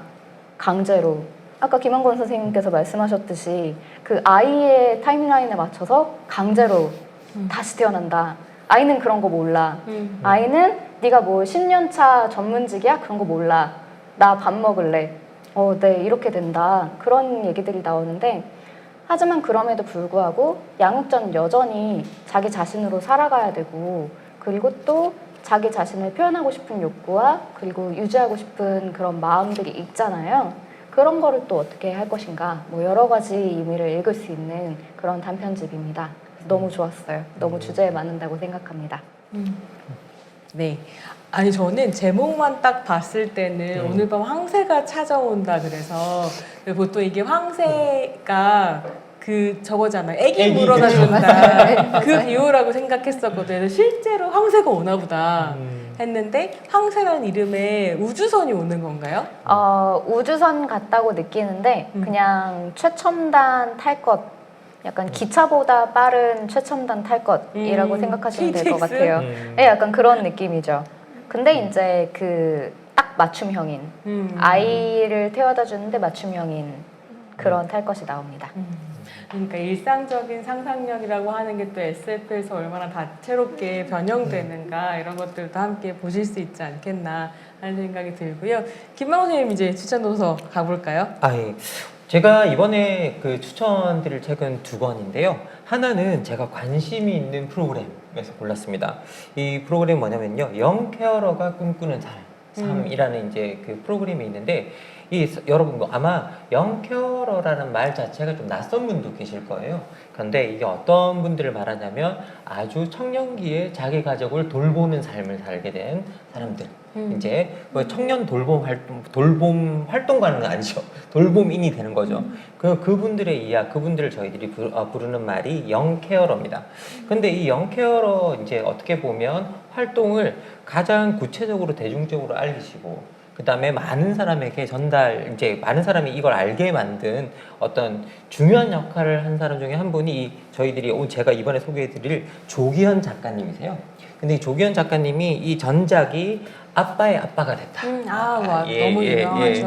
뭐 아빠의 아빠가 됐다 같은 경우에는요, 제가 읽으면서 조기현 작가가 지금 나이가 몇 살인지 모르겠지만 나보다 더 어른이구나 라는 생각이 정말 더 들었던 작품이다. 생각도 훨씬 깊고 그리고 어떤 사회에 대해서 생각하는 것도 어떻게 보면 너무나 그 유연하고 그리고 또 한편으로는 자기가 꾸려가는 이 어떤 청년 돌봄인으로서의 이 삶과 그리고 가족으로서의 삶 그리고 나의 시민으로서의 삶 이런 것들을 잘 조화시키려고 하는 노력들이 보이는데요. 그걸 이제 어떻게 보면 영케어러라는 이제 이름으로 내놓았고 그리고 그런 활동을 하고 계신데 그 활동을 하면서 자신이 만나게 된 청년들의 이야기를 담은 이제 보면 또 다른 영케어러들의 이야기를 담은 책이 바로 이 새파란 돌봄입니다. 이 새파란 돌봄에는요 정말 각자의 처지가 다른 영케어러들의 이야기들이 나오고 있습니다. 그러니까 서로의 삶의 맥락이 다 다른 거죠. 그럼에도 불구하고 이 안에 들여다보면 뭔가 같이 관통하는 지점이 하나가 있는데요. 그게 뭐냐라고 하면 내가 지금은 돌보고 있지만 이 돌봄과 함께 나는 뭔가 미래를 꿈꾸는 사람인 거죠. 그러니까 나의 미래의 꿈과 지금 이 돌봄의 활동이 어떻게 공존할 수 있는가, 같이 갈 수 있는가, 그리고 그러니까 나와 가족을 어떻게 같이 가져갈 것인가, 미래로, 그리고 현재를 어떻게 그렇게 살아갈 것인가에 대한 절실한 고민이 담겨 있고요. 그리고 더 나가서 여기에 들여다보면 그런 청년 돌봄인들이 만나게 되는 제도적인 문제들, 그러니까 각종 제도들은 또 이 청년 돌봄인들을 그렇게 도와주지 않아요. 그리고 배제시키고 있고 그리고 어떻게 보면 필요한 도움을 제대로 받을 수 없는 그런 상황들, 그런 것들이 어떤 제도적인 문제가 있고 그리고 제도적이지 않다고 할지라도 당장 우리가 병원에 찾아갔을 때 보호자가 되는 것부터 문제가 생기는 일들이 이제 하나하나 다 담겨져 있습니다. 그래서 우리가 실질적으로 어떻게 보면 영케어러들한테 이런 말을 많이 하거든요. 아이고 효자구나 효녀구나 라는 그 말을 하는데 실제로 그 말이 엄청나게 칭찬처럼 들리지만 그 말이 또 이 돌봄인에게 지우는 엄청난 부담감들, 그러면 그 부담감들을 우리가 어떻게 보면 그 부담감에서 벗어나서 이 활동이 되게 지속 가능하면서도 자신의 미래를 찾아갈 수 있도록 해줘야 되는데 어떻게 그런 활동을 우리가 만들어낼 수 있을까에 대한 기본적인 고민이 담겨 있는 책들입니다. 그래서 어떻게 보면 저는 이게 우리 미래에 지금 사실 한국에서 치매 환자들이 많이 늘어나는 추세고 이걸 제도적으로 돌본다고 하지만 뭐 이렇게 다양하게 많은 젊은이들이 이러저러 여러 이유로 이제 돌봄을 사실상 전담하는 사람들이 되어가고 있는 경우가 많습니다. 그 이유는 뭐냐라고 하면 우리가 돌봄 시스템이 국가적으로 잘 발달되어 있지 않기 때문이죠. 그래서 그런 일들이 늘어나고 있는 이 상황에서 우리의 청년들이 자신의 삶과 그리고 가족의 삶이라는 것들을 어떻게 잘 꾸려갈 수 있을 것인가에 대한 고민을 같이 해볼 수 있는 책이 아닌가 싶어서 이제 여러분께 추천을 드리고요. 그리고 이것과 함께 영케어러가 꿈꾸는 삶, 저는 거기에 많은 게 담겨 있다고 생각하거든요. 돌봄을 하지만 난 여전히 꿈꾸는 사람인 거죠. 그래서 이것들을 어떻게 가져갈 수 있는가에 관한 이야기가 담겨 있어서 제가 이제 이 책을 하나 골라봤습니다. 조기현 작가님 프로그램 또 출연하시잖아요. 예, 예. 와우북 페스티벌. 그것도 좀 더 자세히 소개해 예. 주세요. 조기현 작가님이 이번에 이제 그 페퍼민트를 쓴 운유 작가와 함께 그 영케어러가 꿈꾸는 세상이라는 이제 대담을 하게 되는데요. 거기에 이제 내용이 실질적으로 이제 그 페퍼민트라는 소설 자체가 그런 영케어러에 가까운 등장인물이 등장하고 거기에 대해서 이제 펼쳐지는 이야기고, 그리고 조기현 작가님 같은 경우에는 자기 스스로 실제에서 경험한 이야기들, 이제 그런 이야기들이 어떻게 만나서 여러분께 다가갈 수 있는지에 대해서는 이 두 분이 잘 풀어내 주시라고 생각합니다. 다만 우리가 이 이야기 속에서 한번 생각해 봐야 되는 건 뭐냐라고 생각하면요. 기본적으로 우리가 젊은 영케어러들에게 어떤 제도적인 도움을 줄 수 있는지, 그리고 더 나가서 우리가 이 청년들이 기본적으로 우리가 자기 자식들의 미래와 꿈과 이런 것들을 포기하면 참 안타까운 느낌이 들잖아요. 마치 그런 것처럼 이런 돌봄을 하는 청년들이 돌봄 이후의 삶이 있어야 되거든요. 근데 돌봄의 삶을 살다가 그 자신의 미래가 없어지는 경우들이 상당히 많습니다. 그래서 그 돌봄을 하는 청년들이 미래를 향해 갈 수 있고 자신의 삶을 살아갈 수 있도록 우리가 같이 길을 열어야 될 것 같고요. 그리고 저는 이게 돌봄이라는 게, 이 새파란 돌봄이 전해주는 건 뭐냐라고 하면, 젊은 시절에 어떻게 보면 돌봄이라는 걸 이제 마주하게 되는 청년들인데요. 그래서 어떻게 보면 우리 모든 인간이 정말 다 돌봄이 필요한 존재라는 걸 가장 젊은 시절부터 알아가는데, 그 활동을 하고 난 다음에 자기 돌봄을 하지 못하고, 그리고 어떻게 보면 세상에 돌봄이 없어서 그 돌봄 바깥으로 내쳐지는 삶을 살아갈 수 있게 된다는 점에서 이 젊은 영케어러들이 어떻게 우리가 함께 같이 이 세상에 갈 것인가에 대해서 좀 고민해 봤으면 좋겠다 라는 생각이 듭니다. 그리고 이제 제가 두 번째 여러분에게 소개해 드리는 책은요, 여러분 여기서 보시면 아시겠지만 여기에 이제 성소수자를 어떻게 보면 뜻하는 트랜스젠더 플래그 색깔이네요. 예. 트랜스젠더 플래그 색깔입니다. 여기서 보면 파란색, 분홍색, 그리고 그 나머지를 뜻하는 어떻게 보면 흰색, 이게 다 들어가 있는 색깔인데요. 책도 이렇게 만들어져 있어서 어떻게 보면 이 책의 정체성을 금방 알 수 있으리라는 생각이 듭니다. 책 제목은요, 책을 쓰신 분은 제가 처음에 초반에 말씀드린 박에디 작가님이시고, 그리고 트랜스젠더 여성으로서의 활동가가 살고 있습니다. 그리고 제목은 잘하면 유쾌한 할머니가 되겠어 라는 이제 제목이고요. 그런데 참 이 책이 처음에 제가 박에디 작가님을 딱 한 번 뵀는데 진짜 너무 유쾌하시고 농담도 너무 잘하시고 막 책 제목이랑 너무 잘 어울려요. 예.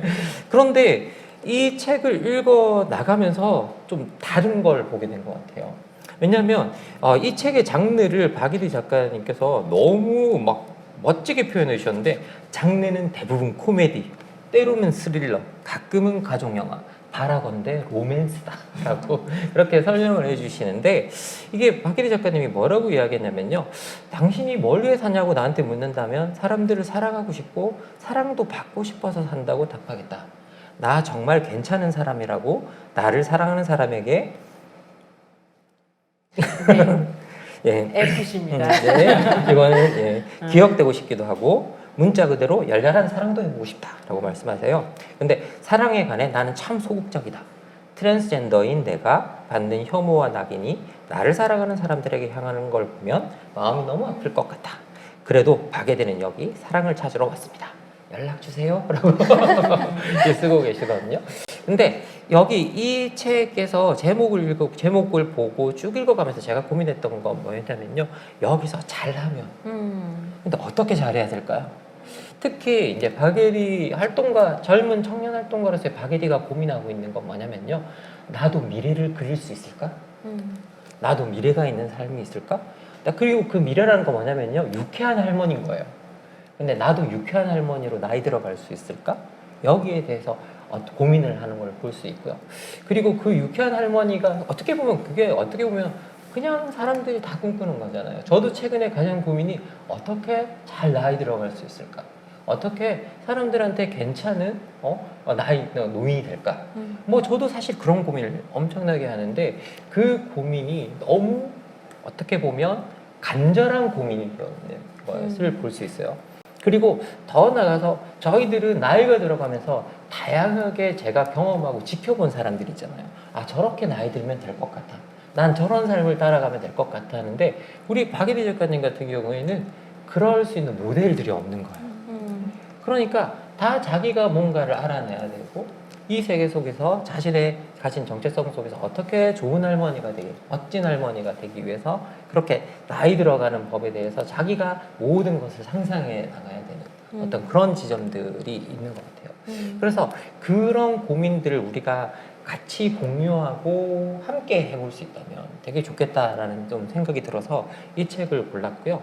그리고 이제 이 책을 읽어가면서 제가 느낀 건 뭐였냐면 정말 모두가 돌봄이 필요한 세상인데 우리가 가장 큰 문제가 뭐냐면 제가 초반에 말씀드렸듯이 트랜스젠더에 대한 통계가 없습니다. 우리나라의 국가인권위원회가 성소수자 통계를 잡으라라고 국가에 권유를 했을 정도입니다. 근데 국가의 답은 뭐였냐면요. 개인정보 침해가 될까봐 안 잡는다. 라고 이야기를 하고 있습니다. 다른 분들은 침해가 안 되는지는 잘 모르겠는데요. 개인정보 침해가 될까봐 안 잡는다. 그런데 이렇게 이분들이 통계에 들어오면 국가가 이분들을 위한 정책을 위해서 돈을 쓰기 시작해야 합니다. 그러면 국가는 이분들을 통계에 안 넣는 게 가장 좋은 방식입니다. 그래서 통계 없는 삶을 살아가게 되고 기본적으로 국가 통계에 들어가는 게 뭐가 좋은 일이냐라고 말씀하시지만 국가 통계에 들어가고 있다는 건 어떤 뜻이냐? 국가가 보호를 제공한다라는 뜻입니다. 그래서 그런 통계 밖에서 보호 밖에서 살아가고 있는 우리 존재들도 여기에 있다라는 것. 그래서 어떻게 보면 우리가 돌봄의 제도를 어떻게 해야 될까요? 라고 고민할 때 심지어 그 대상에서도 제외되어 있는 그 집단이 되어 있다는 거죠. 그래서 우리가 기본적으로 같이 어떻게 우리가 같이 사는 세상이라고 하지만 그 가치에 존재하지 않는 분들일 수도 있다라는 생각이 들어요. 그래서 진짜 우리가 같이 산다라는 건 같은 제도를 공유하고 같은 보호를 받는다라는 의미거든요. 근데 그 같다라는 게 일률적으로 똑같다라는 게 아닙니다. 자신의 처지에 맞춰서 보호를 받는다라는 뜻이고 모든 제도는 그렇게 설계가 되게 되어 있습니다. 그래서 여러분들이 이 책을 한번 읽어보시고 어떻게 하면 우리 모두가 다 유쾌한 할머니가 될 수 있는지 그 잘하면에 대해서 어떻게 우리가 그걸 같이 잘할 수 있는지에 대해서 같이 고민해봤으면 좋겠습니다. 예. 사실 저게 그러니까 국가 통계라고 하는 게 지금 말씀하신 부분도 있지만 정말로 핵심적으로 중요한 것 중에 하나는 국가가 통계를 잡으려고 할 때에 내가 이런 사람이다라고 하는 걸 안전하게 말할 수 있는 사회인가도 질문해야 되거든요.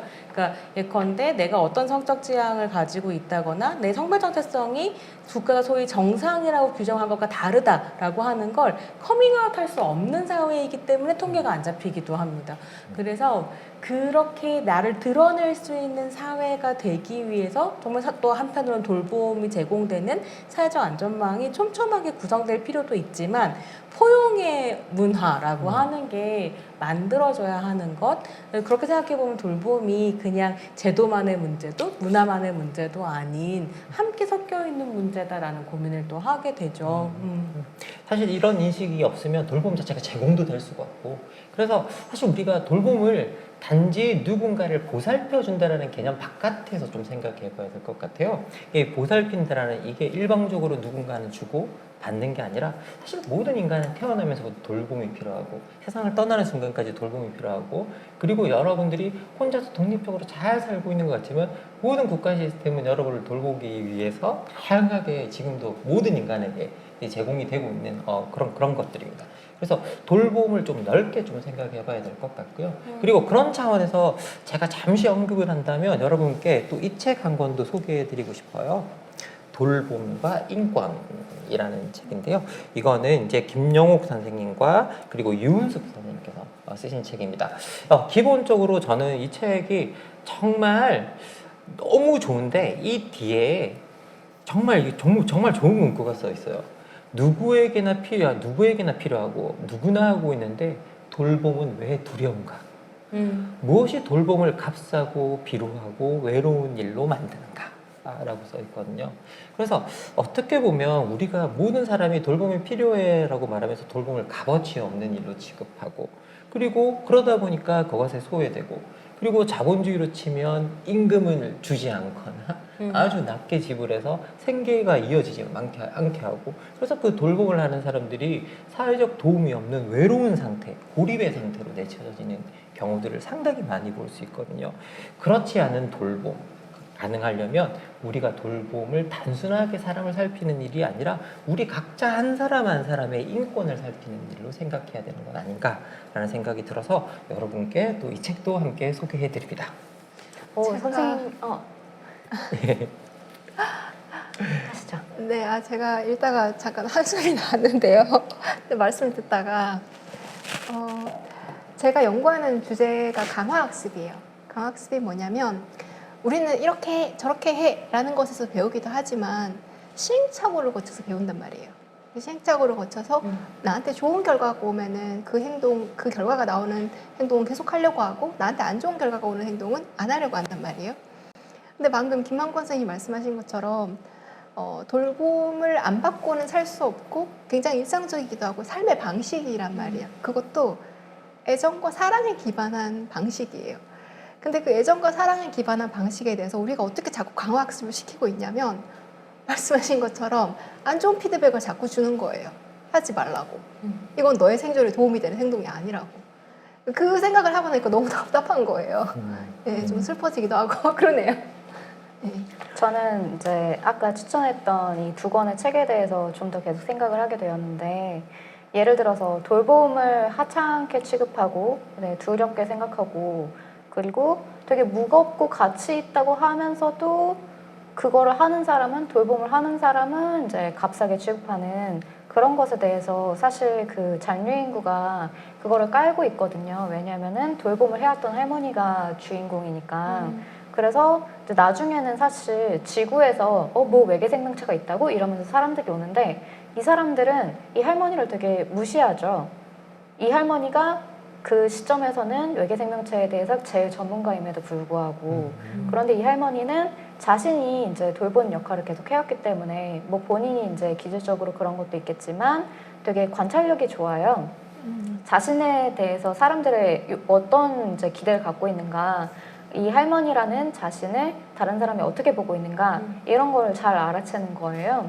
그런데 오히려 굉장히 낯선 행성에서 낯설게 성장한 다른 외계 생명체들은 그런 기대가 사실은 없죠. 왜냐면 이제 얘네한테는 할머니든 뭐 이제 할아버지든 아니면 어린아이든 상관이 없을 테니까. 그래서 이렇게 다른 존재들과의 환경에 처함으로써 또 이제 변화해 나가는 그런 모습들, 그런 것도 등장하고 하거든요. 근데 또 이게 이제 잔류인구의 이야기라면, 오늘 밤 황새가 당신을 찾아갑니다에 실려있는 단편들 중에서는 이제 돌봄 로봇이 안락사에 동의하는 사람이 될 수 있는가? 법적으로 2명의 동의자가 필요한데 돌봄 로봇이 그 역할을 할 수 있을까? 근데 돌봄 로봇이 이 사람을 마지막까지 돌보면서 계속해서 함께 있었던 사람이란 말이죠. 그렇다면 이 사람한테, 그러니까 사람이 아니죠. 사람이 아닌 존재에게 그 역할을 인정할 수 있을까? 근데 흥미로운 게 또 다른 동의하는 사람이 말하자면 이주노동자예요. 그리고 법적으로 이주노동자한테도 몇 년 전까지는, 소설 설정상 몇 년 전까지는 그 동의할 자격이 없었어요. 그래서 나도 그랬는데 과연 이것이 얼마나 거리가 먼 것인가 라고 그런 이제 의문을 품거든요. 그런 식으로 여러 가지로 돌봄 노동을 둘러싼, 그리고 돌봄의 필요성에 대한 것들이 나오는데, 거기다가 더해서 저는 재미있는 점이, 돌보는 사람은 누가 돌볼 것인가, 로봇이 할 수도 있다 라는 그런 가능성이 너무 환상적이지만 굉장히 신뢰가 가는, 그러니까 마음에 안정감이 드는 그런 요소들이 있거든요. 그런 점에서 비현실을 한번 즐겨보는 것도 좋지 않은가라고 생각하고 있습니다.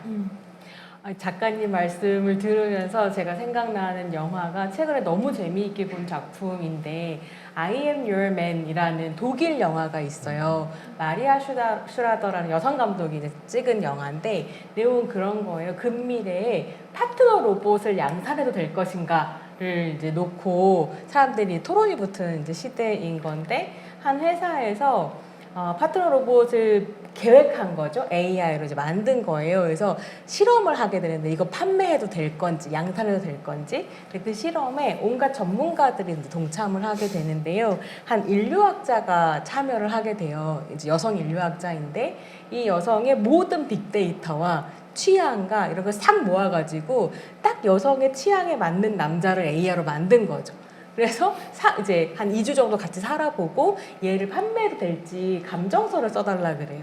근데 이 여자가 인류학자니까 인간성이란 무엇인가 이런 거 탐구하는 사람이잖아요. 그러니까 로봇이 인간을 대체한다? 특히나 반려봇으로 대체한다? 견딜 수가 없는 거예요. 그래서 이 로봇을 너무 혐오해요. 근데 딱 3일 만에 사랑에 빠지거든요. 왜냐하면 와인 취향부터 뭐 외모까지 다 자기 취향이니까 사실 사랑에 빠지지 않을 수가 없는 거죠.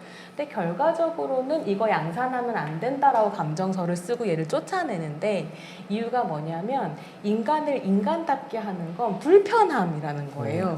부정성, 내가 같이 있는 게 싫지만 견뎌야 되는 것 혹은 하기 어렵지만 이걸 견뎌내는 것 이게 사실은 인간성에 되게 중요한 부분인데 버튼 하나만 누르면 뭐든 내가 심지어 사랑까지 원하는 대로 할 수 있다면 그게 인간성이라고 할 수 있을까요? 그래서 이 반려봇은 안 된다 이러고 보내요.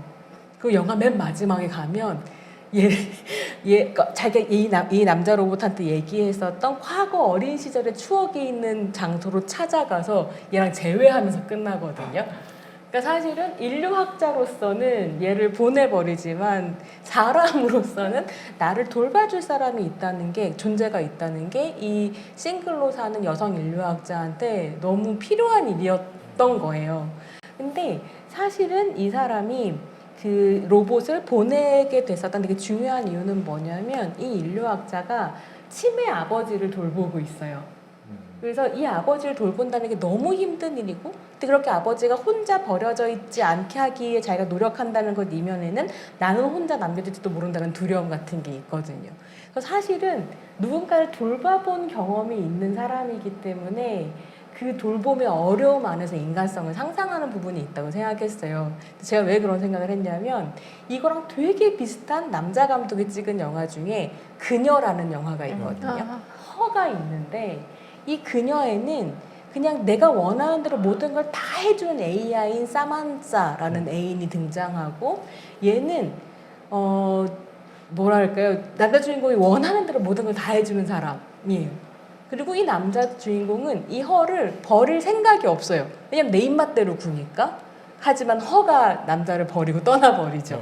그래서 저는 이 두 작품을 비교하면서 깨달았던 건 돌봄을 해본 사람, 돌봄을 고민해 본 사람과 그렇지 않은 사람이 AI란 테크놀로지를 대하는 것도 굉장히 달라질 수 있구나. 이런 생각을 좀 했었던 것 같아요. 그래서 사실 돌봄이라고 하는 게 우리가 중요하다라는 이야기를 계속 지금 1시간 반 동안 했지만 이게 쉽고 즐거워서 중요하다라고 얘기하는 게 아니라 진짜 힘들고 고통스러워서 필요하다라고 얘기한다라는 생각을 결국 또 이제 하게 되는 부분이 있죠. 그래서 저는 그래서 추천드리고 싶은 책이 좀 연결되는 책인데요.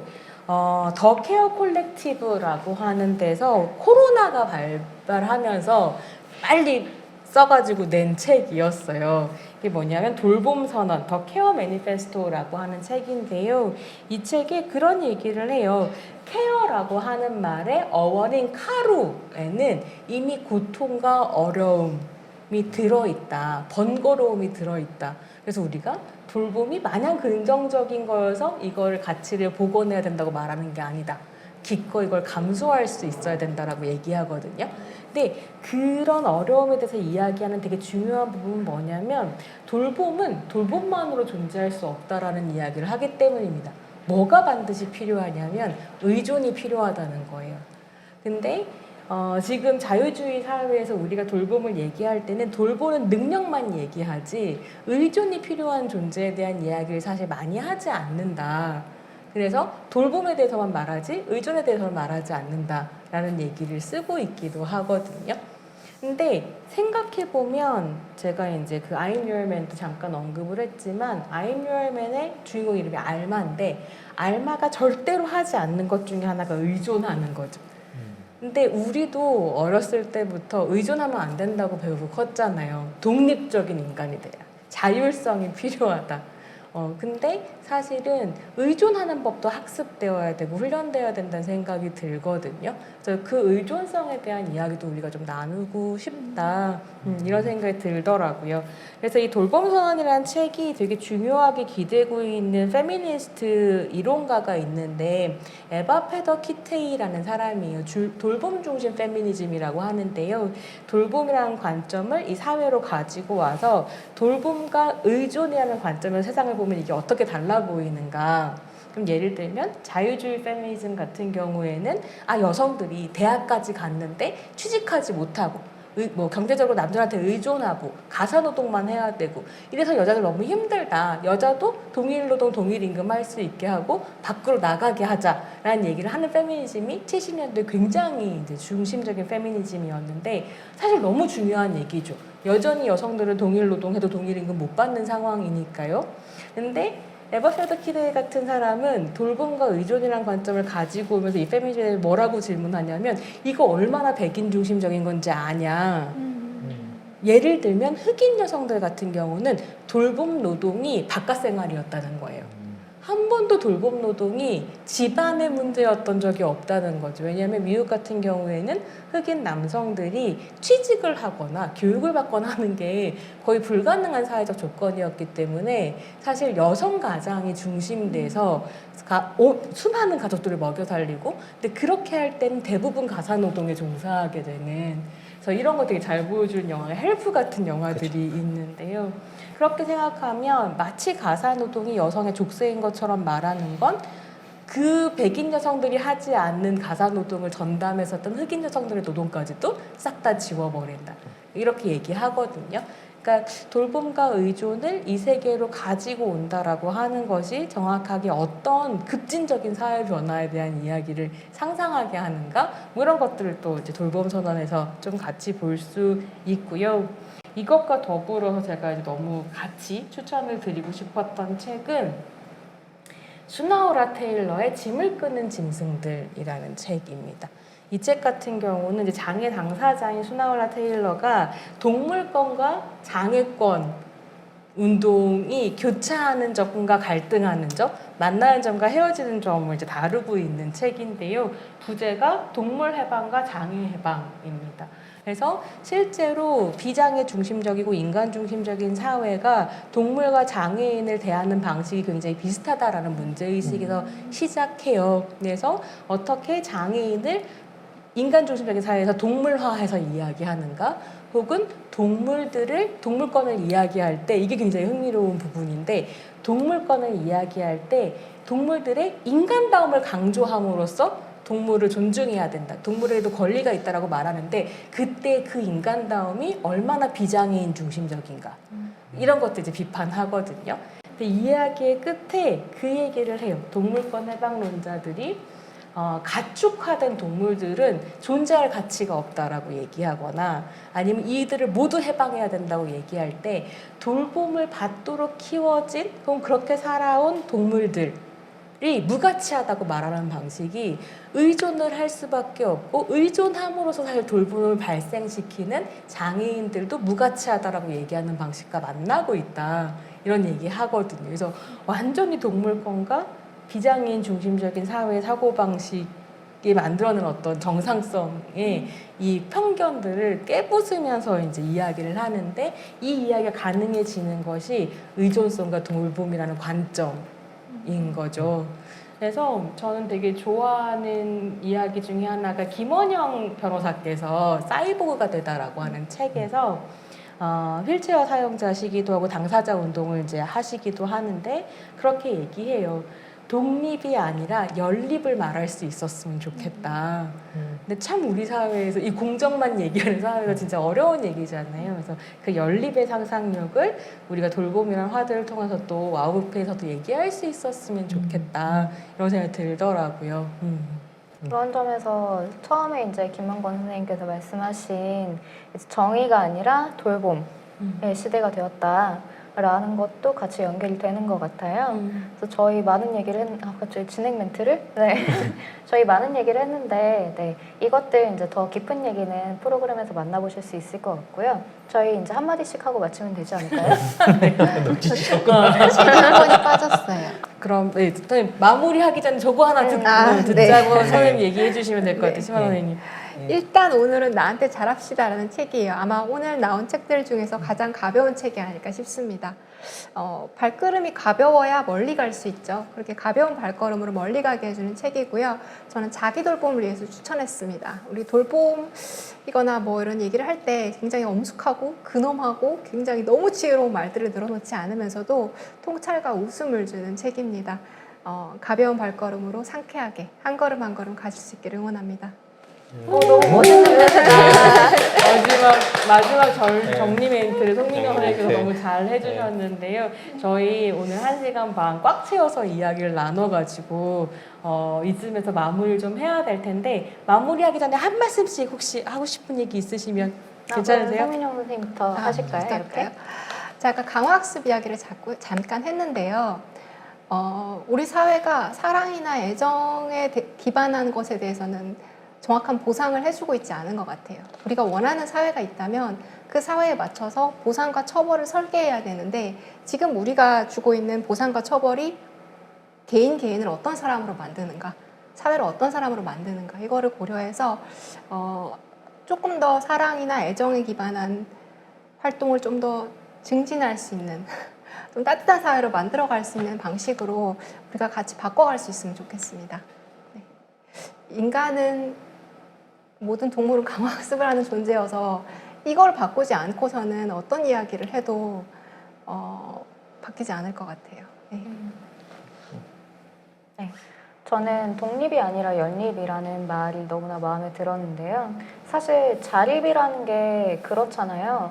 나 혼자 살아갈 수 있는 것이 자립이라고 생각하게 되지만 사실 혼자 살아가는 것이라는 것은 굉장히 여러 시스템과 그리고 설비와 이제 사람들과 제도와 많은 것들에 그리고 역사적이고 기억하는 것들 여러 가지와 연결되어 있는 존재로서 살아간다는 것이잖아요.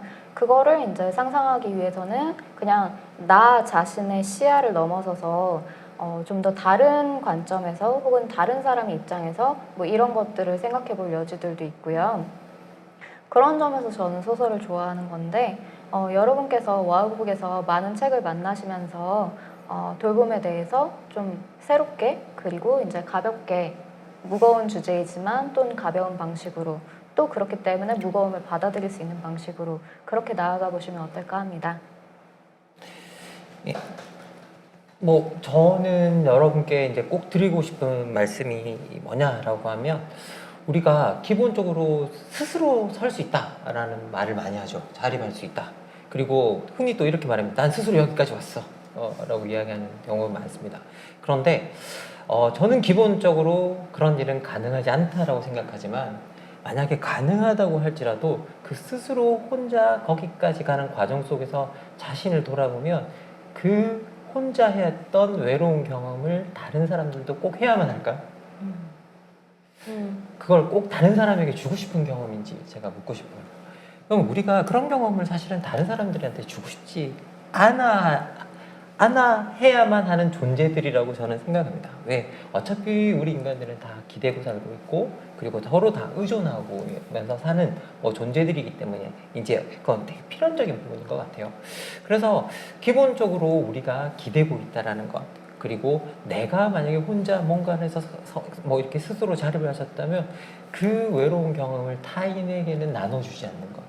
예, 그런 것들이 어떻게 보면 우리가 사는 세계를 좀 더 나은 곳으로 만든다라는 생각이 들고, 그리고 제가 꼭 말하고 싶은 건 뭐냐면요, 이 세계에는 돌보는 사람이 따로 있고 돌봄이 필요한 사람이 따로 있는 게 아닙니다. 우리는 각자가 돌보는 사람이자 돌봄이 필요한 사람. 그래서 그 모든 것들이 우리 안에 같이 있다라는 생각을 좀 해주셨으면 좋겠다라는 생각이 듭니다.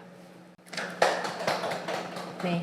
오늘 저희 1시간 반 함께 하시면서 와우보 페스티벌이 돌봄이라는 주제를 어떻게 진지하게 또 새롭게 다시 보려고 했는가 좀 확인하실 수 있었을 것 같은데요. 프로그램 천천히 살펴보시고 또 추천 도서 함께 읽어가시면서 와우보 페스티벌 함께 해주시길 바랍니다. 그럼 저희는 현장에서 뵙겠습니다. 감사합니다. 감사합니다.